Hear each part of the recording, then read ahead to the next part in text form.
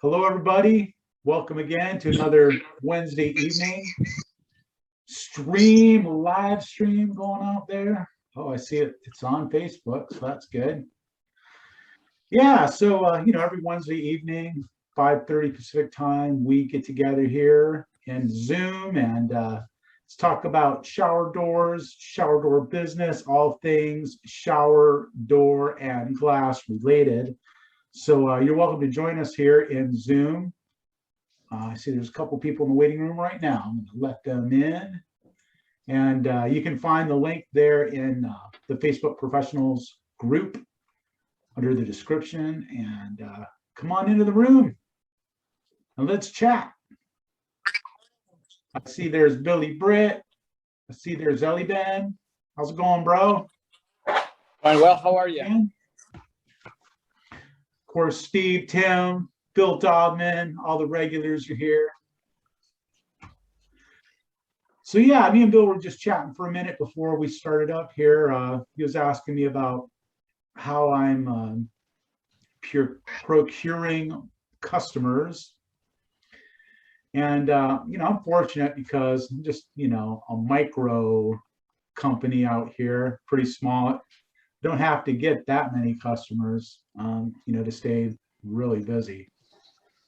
But, a number of years back, I hired a guy. I'm in a networking group actually, or was kind of let that go here over this past year or so. But it's a member of a business networking group for many years, and we had a guy who joined the group who was a website guy, and so his specialty was search engine optimization, and I decided to hire him. I had a website that I just built myself.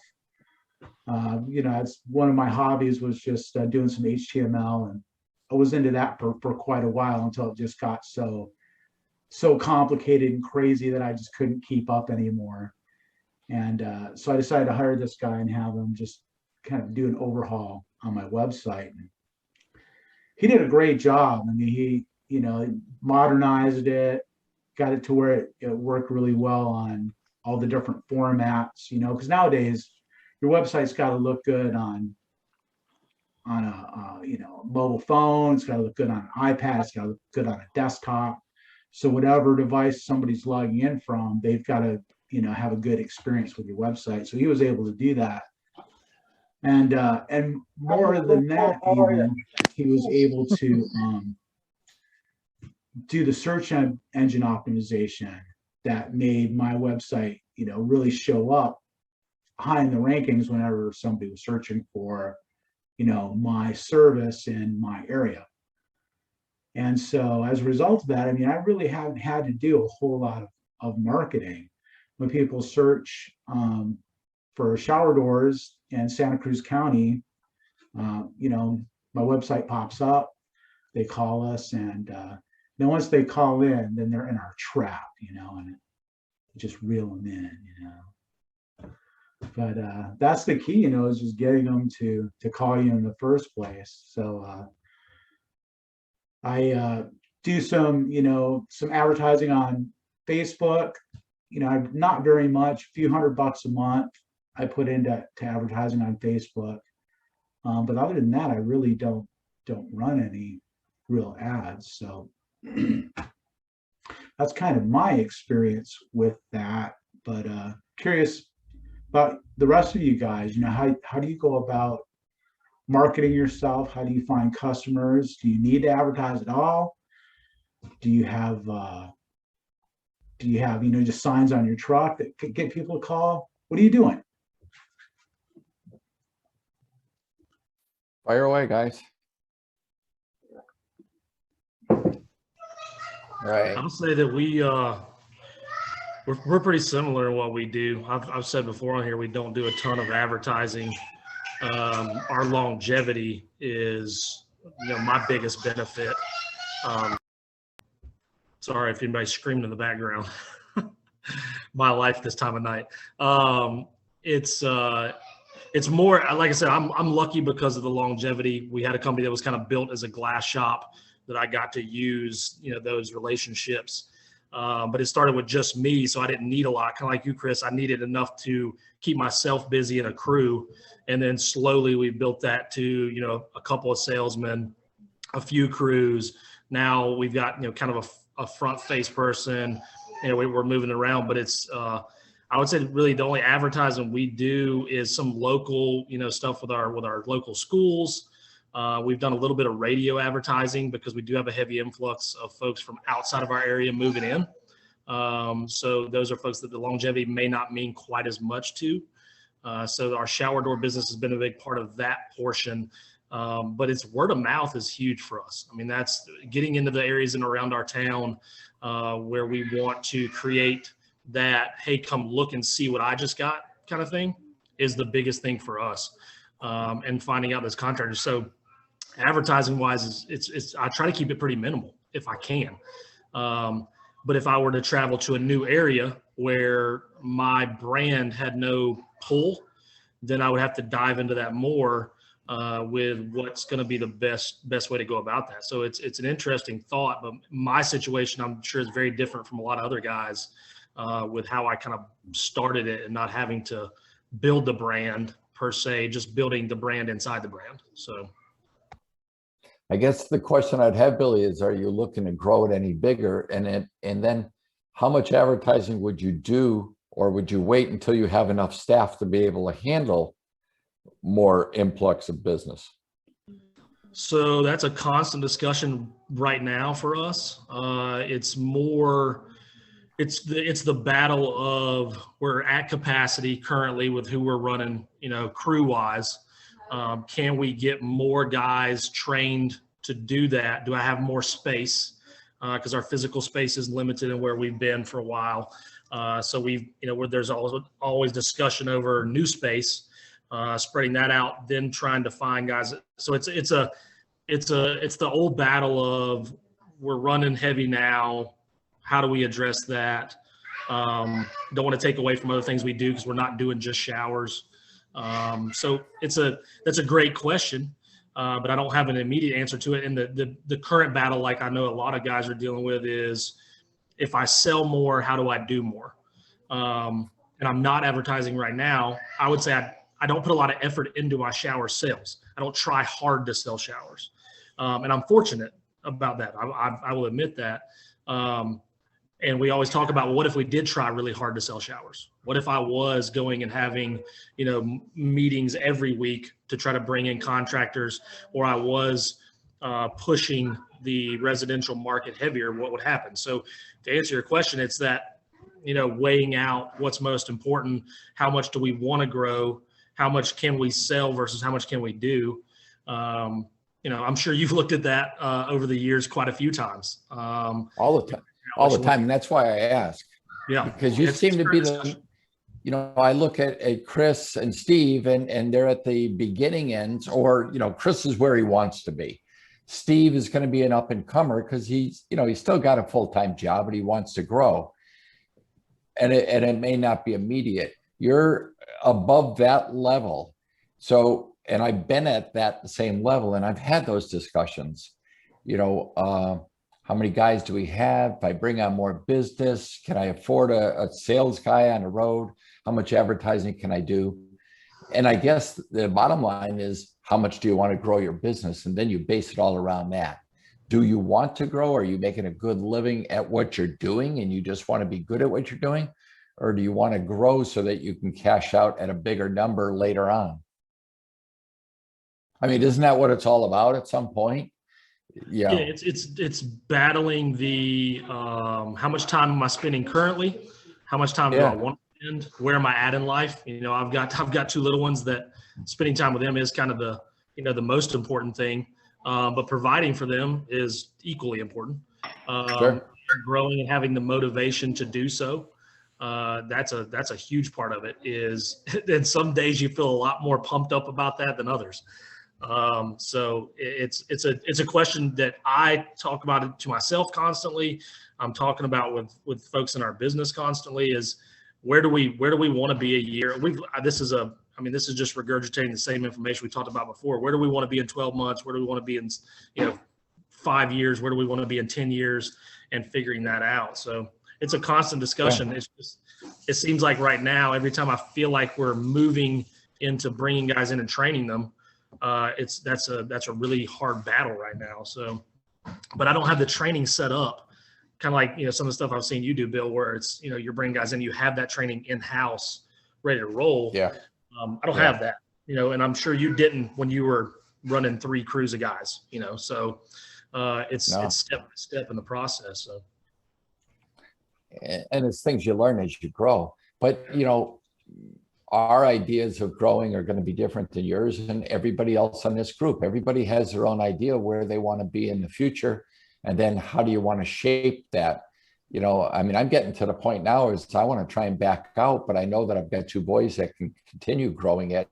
And I just want to do the fun stuff. You know, I like doing this and meeting people. So Chris and I were talking early that I don't know if he understands the reach that this program has. I got a call the other day from San Antonio, and that's where I brought Steve's name up. Lacey Bell called me that she listens to the show every week, but she can't on Wednesday nights because like you, Billy's got little ones that she's got to put to bed and get ready, and it just interferes with her time. But they always find the time to listen during the week. And I think there's a lot of guys out there that do that. And then everybody has to figure out, do you want to grow? Do you want to stabilize? Do you want to get rid of your non-profitable part of the business? Maybe it's doing 1/4-inch cabinet mirrors cabinet windows and glass that's not profitable. So everybody has to figure out what their niche is, what they're good at, and what they want to do and where they can grow. And that's what I was talking to Chris about. This is a very valuable forum that he's got. And I really love seeing new faces on here all the time. It's really cool. And that's why I'm looking forward to Glass Build too, to meet other people in person and talk to them. Now, so Chris started talking about marketing. And so you're in a position where you bought a business that's got a brand, but there's other guys. I see Brandon just popped on, and I don't know what Tim does for marketing or Elvin.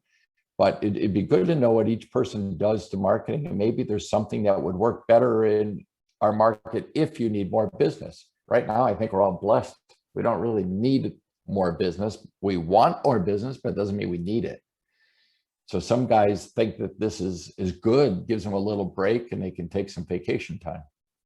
But I was just interested, like Chris and I were talking, what are you doing for advertising? Or if you wanted to step on the throttle, so to speak, what would be your first go-to? Yeah. Hey, how about Elaben? You know, we haven't heard that much from you. You know, you're kind of newer to the group. You want to talk a little bit about that? Sure. For us, it really depends. So we have a formula. You know, what's really our capacity at the moment? So, for example, like today, we got a mansion that has 15 bedrooms, staircases, mirrors. You know, it's a really big project, but they're not going to be ready until 2 months from now. So we always look at what is our capacity at the moment. So how many installers we have, how many production we can keep up. Usually we have, you know, an overproduction. So that's not really the problem. Our problem is, you know, how many installers can we send out? There can be some projects where, you know, it may take, you know, a day or 2, or maybe it can take a week. So what we do is we just try to project, you know, where our capacity is going to be in the next week, 2 weeks, a month, 2 months. So that way we can run promotions, for example. And if we run promotions, then, you know, we can maybe do a discount on an anti-spot treatment or low iron glass. So that is just going to kind of regulate how much work we are going to have. As far as the marketing aspect, so we have a person that works on our website full time. So I'll probably bet that we have the largest website in the country. I may be exaggerating, but I think our content and the number of pictures that we have, videos and everything, I haven't seen any website that has as much content. So I think that of itself brings a lot of website presence. We also do Google Ads. We have done shows, but in my opinion, the shows haven't really worked for us that much. But that's pretty much what we do as far as marketing. And I guess the quality of our work really speaks on their own. And that's what, really brings us a lot of business, repeat customers. Excellent. So when you're doing promotions, what are you using? Are you using like Google ads? Are you doing Facebook ads? Are you doing both? Well, when we do promotions, it's really from the customers that already contacted us. So it just takes, doing some follow up and say, hey, we're running this promotion this month, and would you like to take advantage of that? So when you're quoting jobs today, sometimes you have a pool of customers that are not going to be ready, for the next few weeks or months.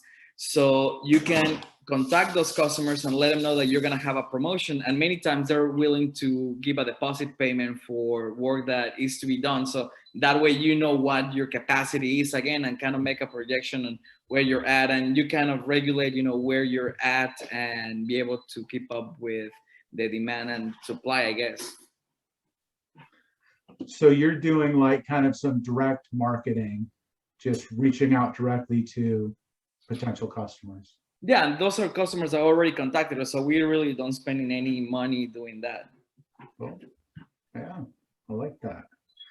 Hey, how about Brandon DeCastro? I mean, I know you guys are like animals when it comes to your marketing. You got Chance Foreman over there doing crazy stuff. What do you guys do mostly? I would say the majority of our stuff is Google Ads. We found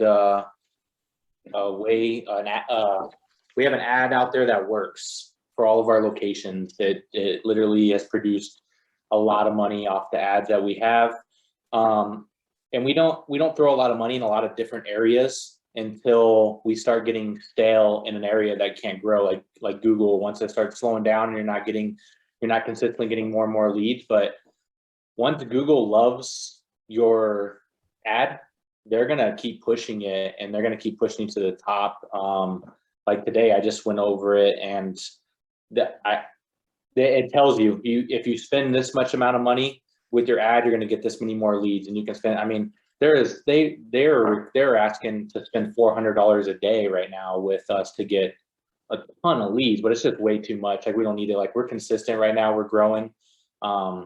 We're like hockey stick right now with growth in Phoenix. So we really don't need too much more work, but we keep our ads on. And what we do is we'll raise our prices, because we don't want to slow the ads down, because then you mess up the algorithm and everything. So we keep the ads going, and we just raise our prices to naturally try to slow down a little bit. But in this market, it really doesn't work that much. I mean, you can kind of slow down a little bit and you lose some, but people are just buying anything. So I've messed around with Home Advisor. I used to use Home Advisor a lot until it turned to garbage, and all the leads and everything just started becoming crap, and you have to be licensed in Arizona, and they were allowing unlicensed people on there and giving leads, and it didn't make sense. And you couldn't get refunded on repairs when you're not even advertising for repairs, and it was just a battle. You needed like a full-time person just managing that stuff to make sure you weren't overspending. But the majority of our stuff is Google. We have a huge contractor and designer base out here in Phoenix. I would say the majority of our work is contracting through some of the bigger builders out here. And then our Google stuff is mainly just retail stuff. And then we'll pick up builders here and there off Google, but that's pretty much kind of what we do. We're getting into some YouTube ads. YouTube's good. Probably the next best thing that's out there right now, because it's still inexpensive to kind of get into YouTube, but it's just tricky with the type of content that you need to come up with for ads for YouTube to keep people interested and click on your ad. So yeah, you got to be a little more creative, right? And there's companies out there that you can pay a lot of money to. I will create videos, tell you what type of videos they need created and stuff, but you're talking lots of money, $60,000, for example, for one company just to create, I forget what it is, 20 videos or something, but that's what they do. They specialize in it.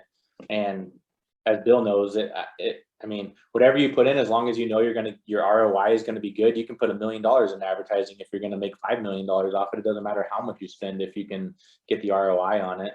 So That's right. As long as you're getting that return on investment. yeah. But I mean, you mentioned something, that I think is worth circling back to, and it's, when you start to get too busy, how do you slow things down? Because like your vehicle needs an accelerator, but it also needs a brake pedal. And a good method for managing that is your pricing, right? You can always raise your pricing a little bit and kind of slow things down if you need to that way. And that's an important part of marketing, because not only do you have to promise people stuff, but you have to keep your promises. Yep. And if you're not able to do that, then, then pretty soon it's going to come back to bite you.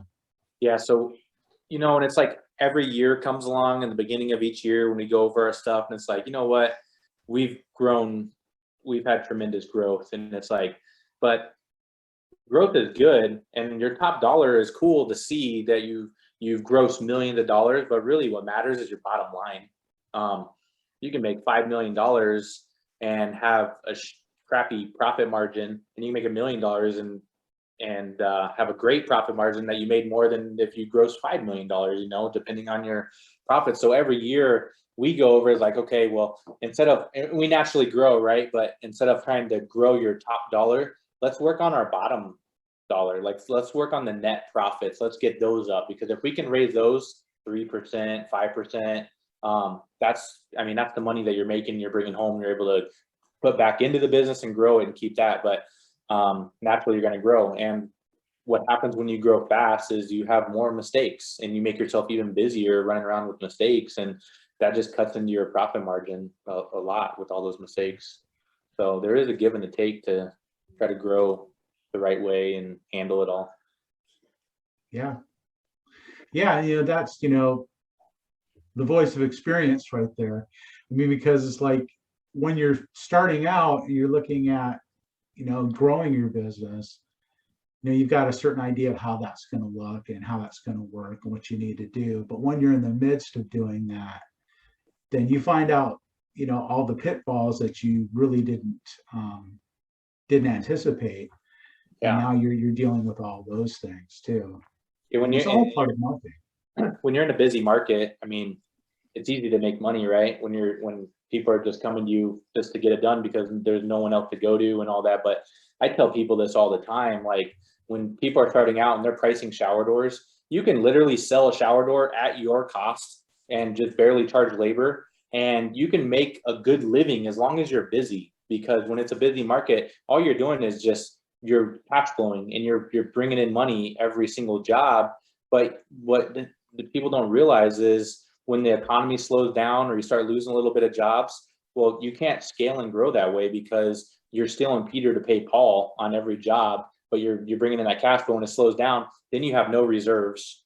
You're not able to put money away. You're not able to have those safety nets, and that gets a lot of people in trouble when it's a busy market. And that's why you see so many people from last crash that go out of business. People start up, they're working out of their trucks, they don't have a shop, and then they disappear really fast, just as fast as they came in.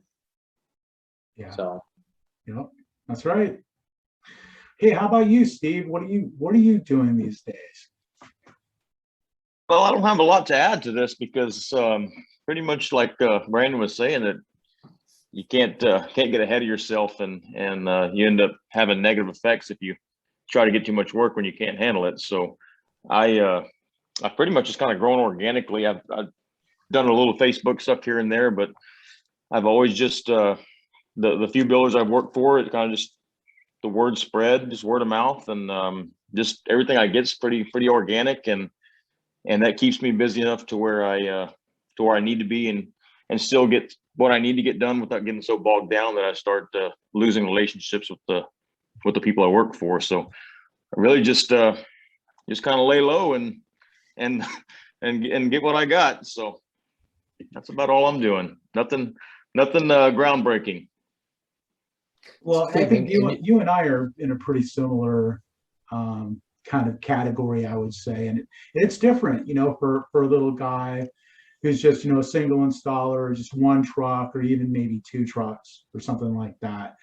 I mean, you can't go from there to where Bill is, or where Elvin is, I mean, you've got to go through all of those stages, or even Brandon. I mean, Brandon's pretty much killing it right now, but so for Brandon to go to where Bill is, I mean, he's more in a position to make that next leap, whereas guys like you and me, I mean, we just need to really kind of answer the phone, show up, Right. be on time, do a good job, all those really basic things.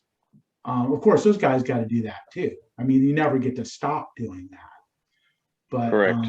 that's where you start and where you build on. I think Bill was about to say something.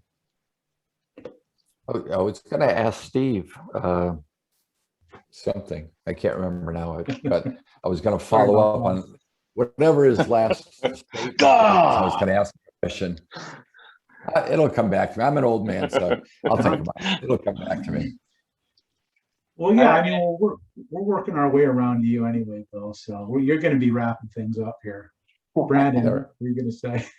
I was going to say another thing is it really depends on what you want, right? Because people like you're happy doing what you do by yourself. You don't want employees. You're good doing that. And there's a lot of guys out there like that are happy doing that. And then there's guys that want to grow that, but it really just depends on what you want, what you want in life, what, gets you going. So there's all types. Like for Steve, I remember. Go ahead, Bill. You remember? Go ahead. Go So quick. Steve, you're a firefighter, right? Yes, sir. So your schedule, are you on one a 24-hour shift and off 24, on and then off 4 days? No, it's I'm on 24 and off 48.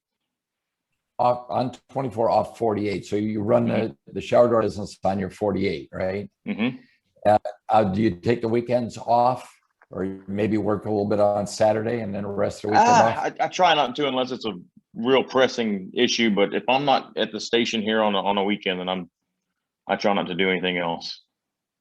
Okay. When I started my business, I used a lot of firefighters as installers. Perfect. And once I knew their schedule, I would get a team of guys on their days off, and then another team of guys for their days off. There was opposite schedule. So I always had at least one crew available, and they would rotate. Now, they also ran the ambulance. So there was times that they had overtime. They had an ambulance called 10 minutes before shift end, and they had to go. But I always had that. And if you're going to grow your business, I would suggest that, because firefighters, they're dependable, really dependable.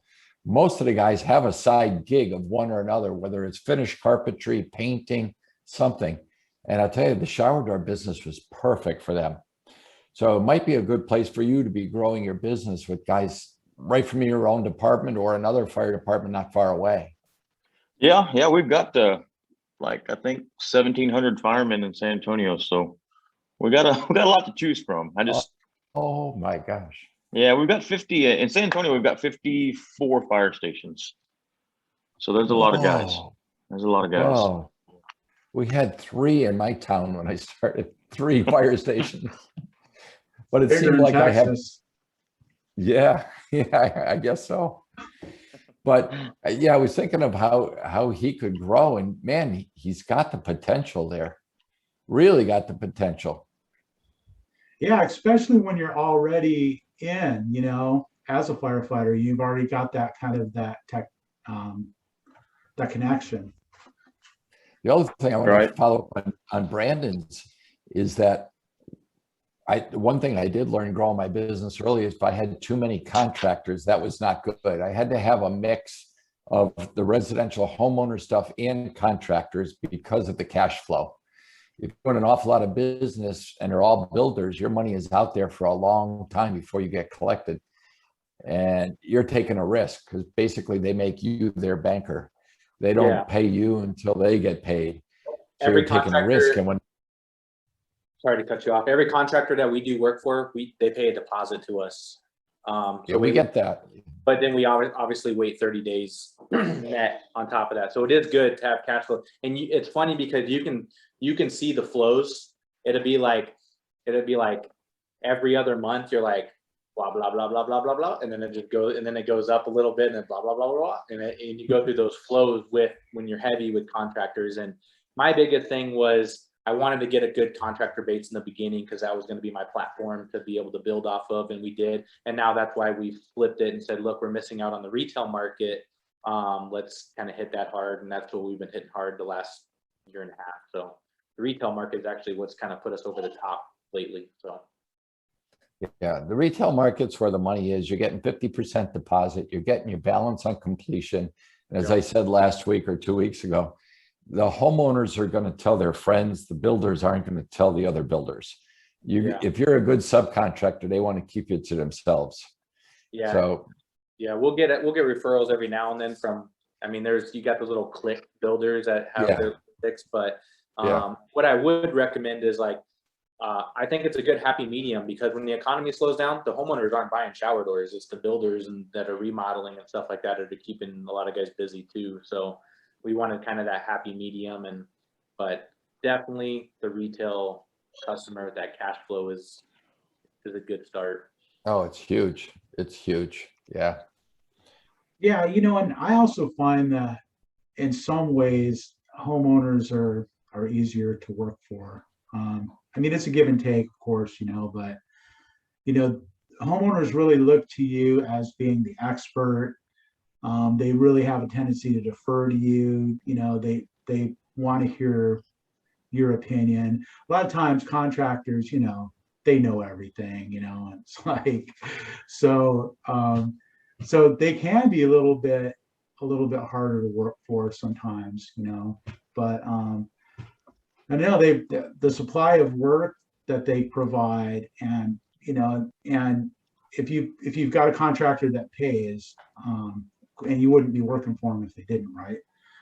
Then that's a steady stream of income. And I don't work for a whole bunch of contractors. I've just got kind of a handful that we do work for, but they're great. They're great customers, and I can they pay pretty much like homeowners do. I get the deposit, and then they're pretty prompt to pay, so. Yeah, that we have a lot like that pay.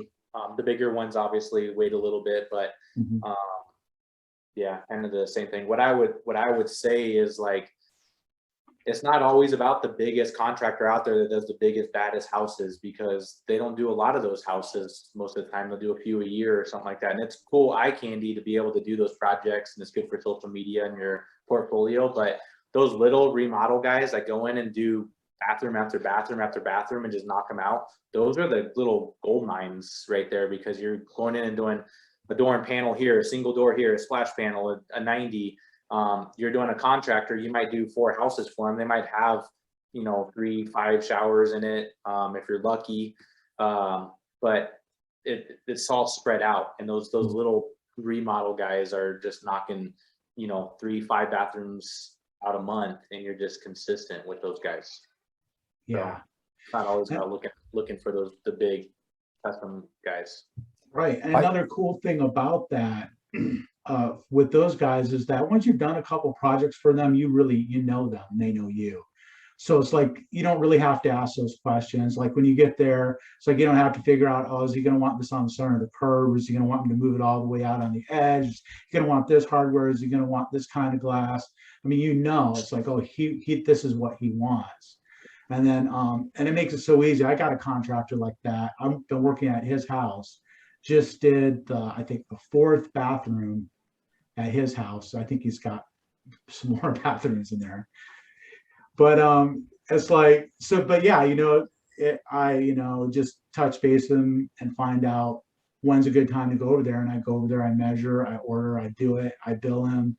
We don't even really have to see each other or talk because he knows me, I know him, he trusts me, I trust him. And it's a great deal. and like Brandon's talking about, just get in there, get in, get out, make that money. It's easy. And you don't have that whole like grind every time of like learning a new person and how they do things. Yeah, we got those contractors like, hey, here it is, just get it done, bill me. They don't even want to quote, they know your numbers, they know you're good to them. They just get it done and price it, or just send them the bill. But I mean, we've obviously got away from just doing the work and sending them the bill later, because you can get you in a pickle sometimes. But you build those relationships with guys where they feel comfortable working with you. So one of the things you want to keep in mind as you start to grow, and so this would be like for guys that are still wanting to grow, you and yourself, Brandon, when you need to go to a bank to start getting loans, one of the things they're going to want to look at is what your customer mix is, to see how many are contractors, how much of your business is 1 or 2 or 3 contractors, or do you have many, and then how much is homeowner stuff. So because they know, during the last 2 or 3 housing crashes, the subs weren't getting paid. And so they want to mitigate their risk, right? So they want to make sure that you have a good mixture of clientele. So as you're trying to grow your business, you really need to try and make sure you have those good mixes of clients. Yeah, we actually just went through a bank change 1.5 years ago. And I would recommend anybody to stay away from the big banks like Chase, Wells Fargo, Bank of America. The smaller small business banks are going to treat you way better on a personal level than those bigger banks, with loans, line of credit and stuff like that, and credit cards. They just help out a lot more. I think with the bank now, I've never been into the branch. The vice president was referred to me, came to my office, we set it all up. I have a commercial check scanner at my office. We scan all our checks there in the office. We don't ever have to go to the bank. I have open up account, I send an email, or if I have an issue, I send an email, and we talk through email or on the phone and never have to go into their branch, which is nice to not have to go to the bank. So it's not bad when you're going with a making a deposit. note to contact my banker. What's that, Chris? Making a note here to contact my banker. You just reminded me of something, because I had that similar experience. This past year, we about a year, or no, more like 2 years ago now, we were kind of pinched a little bit financially, and I wanted to get some financing, and had the same experience. It's like I've been banking with Bank of America for many, many years. And it's like couldn't even get them to talk to me. So went to a little small local bank, and like they really took care of us. I had Wells Fargo for 15 years. I had so many accounts with them. I had my payroll accounts with them. I ran in the beginning. I was running $1 million through my bank account through them, and they wouldn't give me. And I had my merchant services through Wells Fargo as well, and they wouldn't even approve me for a business credit card. So I had to get a secured credit card through them, and then literally it was a nightmare. And then when I switched banks and everything, it was a way better experience. And that would be one of my biggest recommendations, would be going to a small business bank that's for small businesses, not the big commercial banks. Yeah, and along those same lines too. So I've been, a corporation ever since I started. I've been incorporated, and I've never been able to establish any credit as a corporation. I've always had to be the personal guarantor, on every loan. And this bank, Santa Cruz County Bank, it's called, they actually financed the corporation. So for the first time, after all those years, getting got a line of credit in the name of the corporation, where I'm not actually a personal guarantor. And it's good too for your your DUNS report and all that. I mean, you've got your corporation is actually like a real entity once it like owes money. Yeah. Right. And like another thing on the banks, like when the whole PPP stuff was coming out originally, and you saw Chase and everything, people that had Chase, a lot of the small businesses, their loans weren't getting approved fast enough, but because they were picking and choosing whose loan they were submitting, because they got percentages off of the dollar amount that they would get back. So they were getting the bigger small businesses loan pushed through because they got a percentage off the amount of money that they pushed through. They also wanted to make sure that the loans that they had out there were going to get paid back too. That's But true, because they had to stick their neck out on the line and front all that money to be able to, and it took forever for the government to start paying the banks back. That's so. Yeah, they didn't want, if I owed them a few $1 million, they didn't want me going out of business. Yeah. Right. So they wanted to make sure that they would get our loan processed quickly. Yep. And that's what I found out through a lot of the people I knew on the EDC. Yeah. If you didn't have a loan with them, no matter what your banking was, they had no risk. So yours didn't make it to the top of the pile as fast. Right. It was sad. It's really sad, the whole Crazy. thing, how it played out. Yeah. Crazy how it all works. Well, that turned an odd angle there from going from marketing to banking, but it was good. Yeah, it's all Something connected, new. isn't it? Something new, right? It's all money makes the world go round.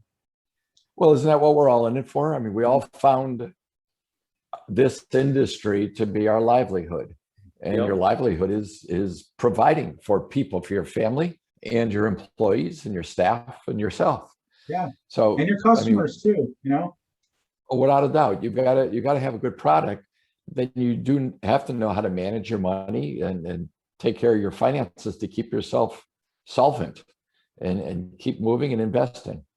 So it was really a good discussion. And I found a lot working with the EDC and small business in this area. Most small businesses need that guidance, whether they go to a retired executive like a SCORE, which is a national organization of retired people, or their local college that has a business finance, or find a mentor that has retired and just likes to work with small businesses. I think it's really, really important for every single business to have that type of mentorship, or have somebody that they can call on that takes a look at your business from the 30,000 foot level instead of being buried in the weeds. Yeah, 100%. Yeah.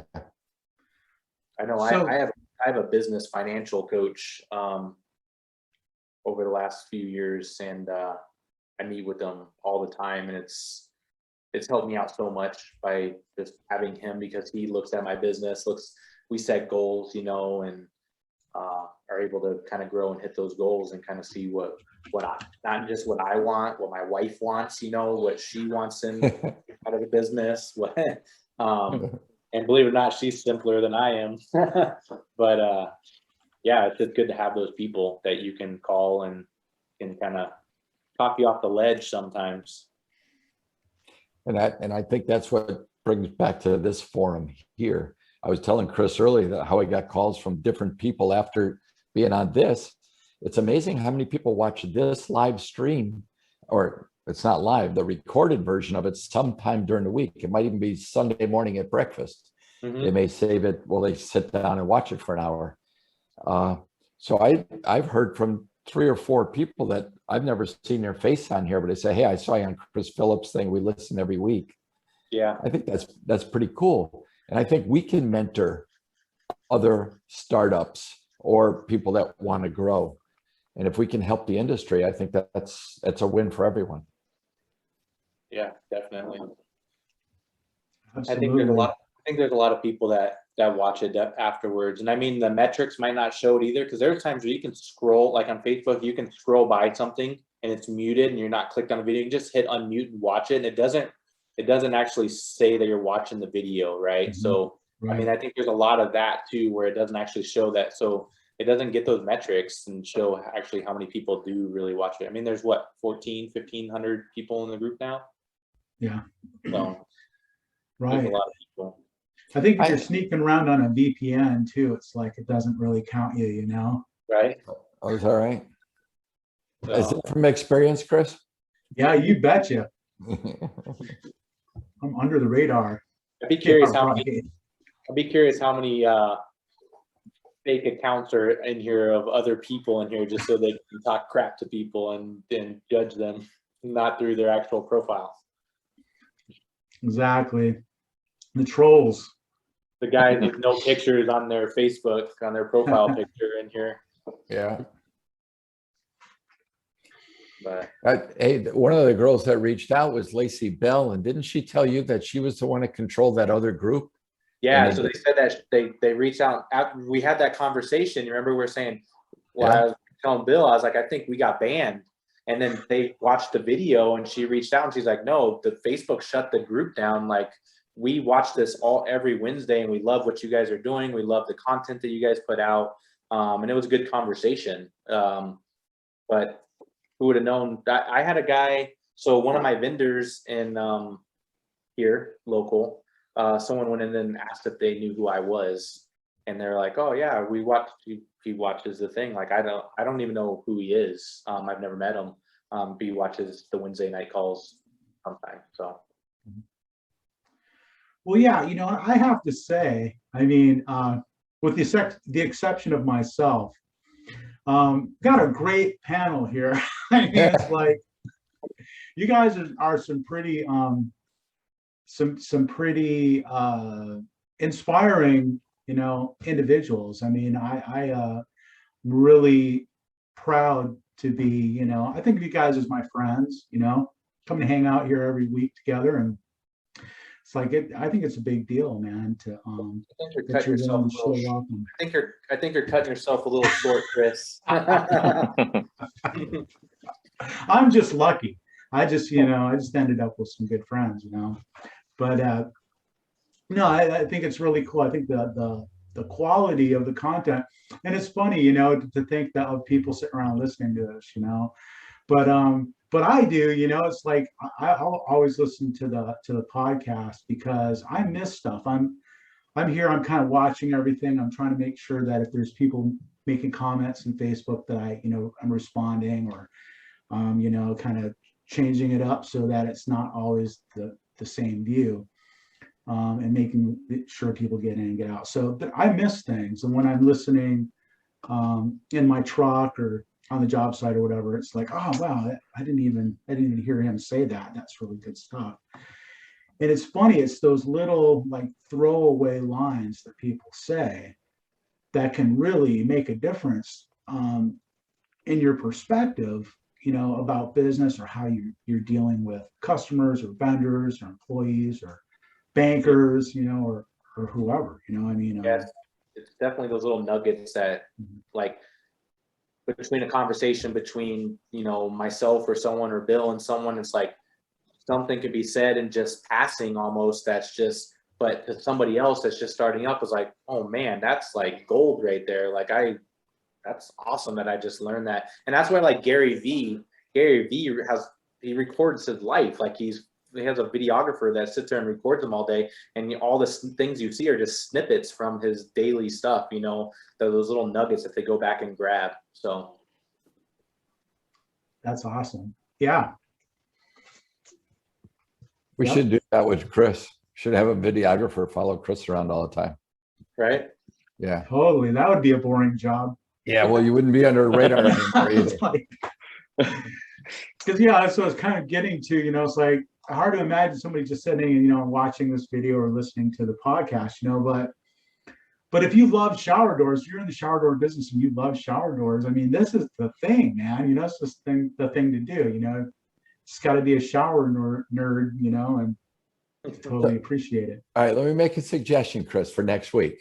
All right. Have everybody do like a video of their truck, both, what they drive and how the inside is set up, or if it's a pickup, they have tool bins on the outside, whatever it is. It'd be really good to see the randomization of what everybody has and how they make do, where they keep those spare parts. And it's just insightful. Mm-hmm. I may see something on Steve's truck or Elvin's truck and say, oh my God, I didn't even think of that, and vice versa. It's really cool to see that. Just do a 1 minute selfie video and do a walkthrough through your truck and send it and email it to Chris. And maybe, Chris, if you got a chance, you can compile it. Yeah, that's a cool idea. I'll do it. I'll do one. That'd be really fun. It's that, because it's that stuff you can't look up, right? You can't just Google search that type of stuff and be like, how are these trucks set up? Or I wonder, like, you can actually see different people's perspectives on how they run their business and out of that truck. Yeah, exactly. You know, some guys still have the poles, the stakes on the outside on a glass rack, and other guys won't do it. They'll tie it up. They'll use straps or ropes or whatever. And some guys don't carry it on the outside. They put everything inside a truck. And how do you secure it in there and keep it away from your toolboxes and everything else? What kind of toolboxes you use and how you staying organized? It's all that type of thing. How are you for efficiency?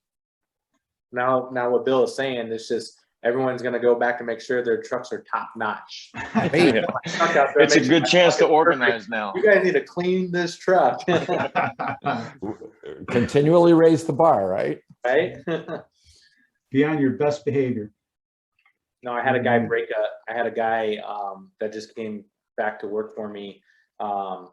Always worked out of a pickup truck, and now he's in a van and broke a piece of glass pulling out of the van. And he's like, I know how I did it. I'm going to come in on Saturday. And he welded up some stuff and fabricated just so it was protected the way he wanted it. And we're outfitting all the trucks that way because it's a good safety feature that he put in there. But he came in and wanted to do it on his own time and setting the bar, right? So Nice. Yeah, sounds like a keeper, man. So that's good stuff. Yeah, you know, it's like those mistakes are really important, you know, because that's where we get our best ideas. Without a doubt. Everything grows from opportunities. You just have to look at it as an opportunity to make it better. That's all it is. That's all I it look is. at it, I didn't pay to go to college. I just paid with all the mistakes that I had to pay for to learn what I'm doing. Same Right. same dollar amount. You just get a 4-year head start to try and make it back. Right? So It's exactly. tuition to the school of hard knocks. Yep. Exactly. So no, it's good. I think that'd be a good idea, the trucks. I think that's pretty cool. Maybe we can get whoever watches the video, if you're not on the call, still send a video in of your truck. Like I see guys posting on Glazer Nation every now and then. Let's see your rigs and people, but they're just posting outside what their trucks look like, or let's see your wraps or something, you know. But I think a video of the inside of your truck and how kind of explaining on how you run your vehicle. I think that'd be cool. And then, you know, make sure you say where you're from and show your signage or whatever it is on your truck. And you'll get exposure on Chris's page here. You get national exposure. But it would be pretty cool. We get to know each other.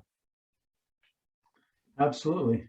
Who knows? Maybe get some ideas on, you know, alternative methods of doing things. Yeah, exactly. How you inventory it. How much inventory do you carry with you? Do you keep backup? Do you keep spares for your common things? Maybe the 80-20 rule. Right. Right? You know, there's stuff, you know, out of everything you use, what do you use 80% of? And that's the stuff you should be taking backups with.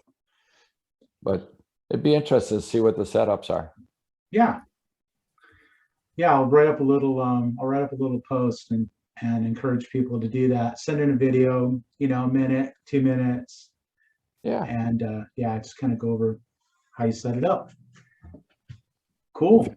If you don't mind putting that up, and then you can screen share it and get a shout out to whoever sends their stuff in there. It'd be pretty cool. Absolutely. Just tell them no judging. You know, we don't want to hear bashing. Yeah, It's that's just, right. all right, that's cool. Don't hurt my feelings, man. Right, I exactly. know my truck's ugly. I know it's a Ford. Don't make fun of me driving a Ford. We have this inside joke at the shop. I don't know if you ever saw the TV show, $10,000 Pyramid. So one person set their back to it, the other one, and you're giving clues to the other person to guess what the topic is. And we do this all the time. Say, okay, rusty razor blades, ketchup packets, salt and pepper packets. And the guy goes, "What's in the cup of your truck?" Right? You go to clean some guy's truck up, and it's all that cruddy stuff in there. Oh, every single truck has it. Right. Love it. Sugar so on the topic of marketing, how about you, Bill Dobman? What are your words of wisdom, man, about this topic?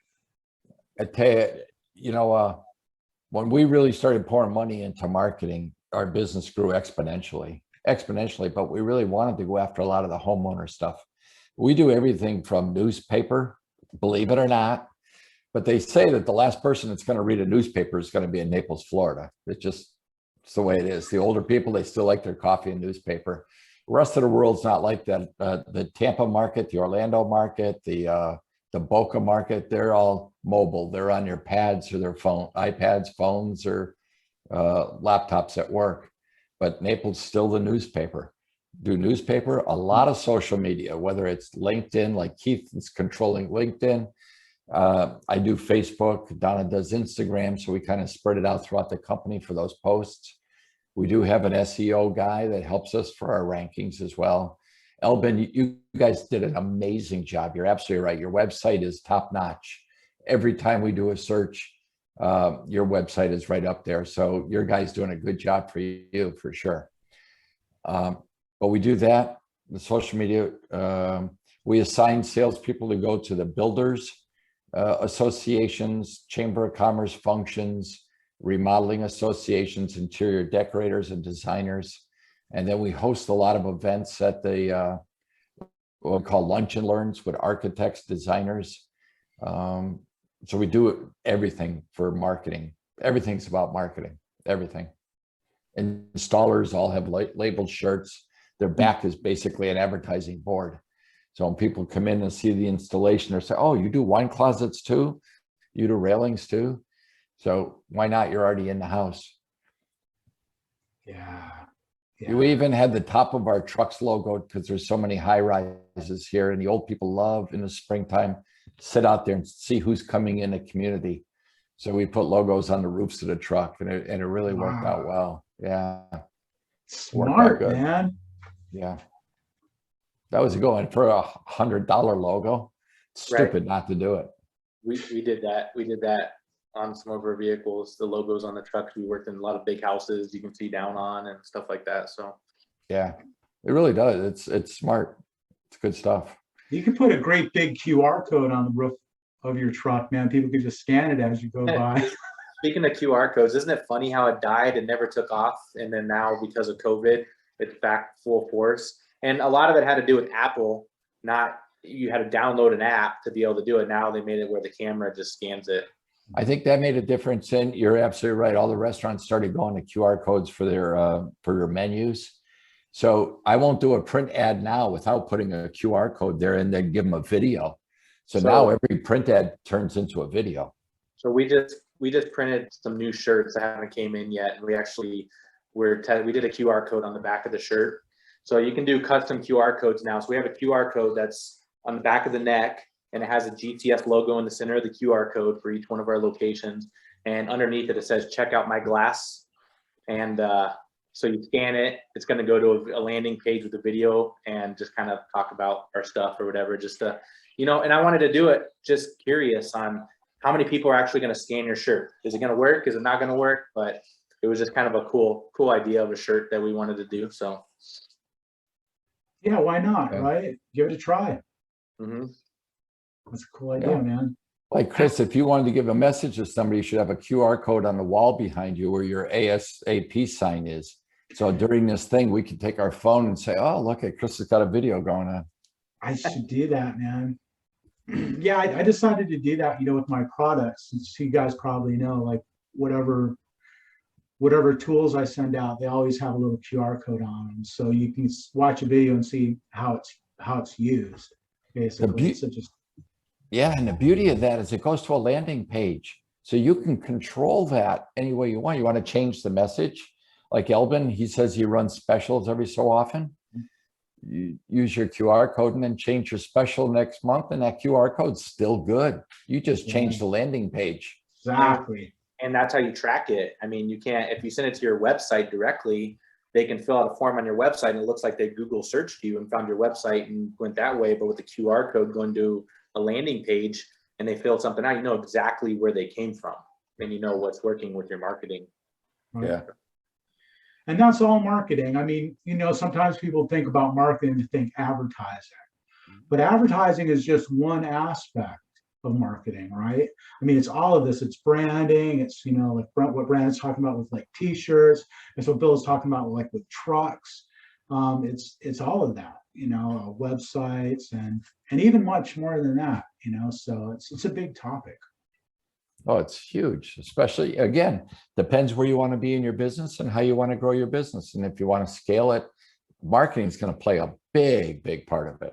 Big part of it. Yeah, you're definitely not going to do it without marketing. I'll be honest. I mean, I built my company out here with really no marketing in the beginning, all word of mouth. And, you know, I busted my ass to get where I was in the beginning, but I will never open up another location or another business without marketing dollars first. Mhm. I mean, it's just plain and simple. It's your marketing. I mean, everybody does it. Look at all the Walmart. They market still. Like, they don't need to market, right? They still market because they still get new customers, new things. All the big companies have a marketing budget. Yeah. Well, Yeah. there you go. You heard it here. Hey, Chris, I'd like to put one thing out there for anybody that's listening, because we're talking about marketing and growing. We're trying to grow and get help, like everybody else here is getting help. But if anyone's trying to move to the state of Florida and looking for help, please reach out. I don't know. I'm sure you're that same way in Phoenix and San Antonio, whatever. But Florida's got an awesome governor. yeah, they sure do. They sure do. Phoenix, Arizona's governor's finally stepped it up too. Yeah. A lot of them is going to have to real soon if they want to be in office. Yeah. Yeah. Right.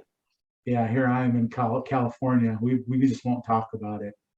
I don't know. I heard that recall was going pretty good. Is that Yeah, they're stepping it up. So we'll see what happens next. Might end up with I don't even want to say. Oh boy. But Yeah. It is California. but yeah, right, exactly. Well, But maybe you want to move to Florida, Chris. Again. I used to live in Florida, as you probably know, and it's Yeah. a beautiful place. I wouldn't mind going back there. Come to work for you, Bill.